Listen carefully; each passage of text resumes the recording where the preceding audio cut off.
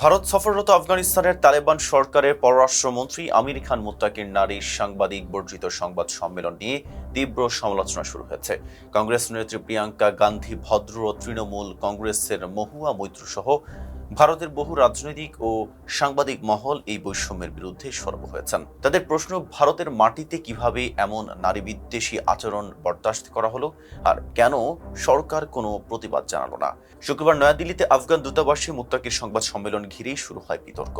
হায়দরাবাদ হাউসে ভারতের পররাষ্ট্রমন্ত্রী এস জয়শঙ্করের সঙ্গে বৈঠকের পর আফগান দূতাবাসে সংবাদ সম্মেলনের আয়োজন করা হয়, যেখানে আমন্ত্রণ জানানো হয় কেবল পুরুষ সাংবাদিকদের। ঘটনাস্থলে উপস্থিত নারী সাংবাদিকদের প্রবেশের অনুমতি দেওয়া হয়নি, বরং তাদের ফিরিয়ে দেওয়া হয়। এতে তারা ক্ষোভ প্রকাশ করে সামাজিক যোগাযোগ মাধ্যমে সরাসরি প্রতিবাদ জানায়। দ্য হিন্দুর সিনিয়র সাংবাদিক সুহাসিনী হায়দার এক্সে লেখেন, তারা ভারত সরকারের অতিথি, অথচ তাদের ভারতের মাটিতেই নারী বিদ্বেষের নীতি প্রয়োগের অনুমতি দেওয়া হলো। তালেবান তাদের নারী বিদ্বেষী নীতি ভারতেও টেনে আনলো। এটা বাস্তববাদিতা নয়, আত্মসমর্পণ। সাংবাদিক স্মিতা শর্মা লেখেন, মুত্তাকির সংবাদ সম্মেলনে কোনো নারী সাংবাদিককে আমন্ত্রণ জানানো হয়নি, অথচ জয়শঙ্করের কোনো প্রতিবাদ নেই। নারীর সাফল্যে গর্ব করা এই দেশে এমন দৃশ্য লজ্জাজনক।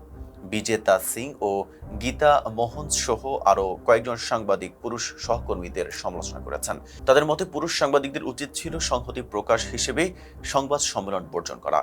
প্রবীণ কংগ্রেস নেতা পি চিদাম্বরম বিস্ময় প্রকাশ করে বলেন, ভূ রাজনৈতিক বাস্তবতা আমি বুঝি, কিন্তু তাদের আদিম রাজনীতির প্রতি এভাবে আত্মসমর্পণ মেনে নেওয়া যায় না।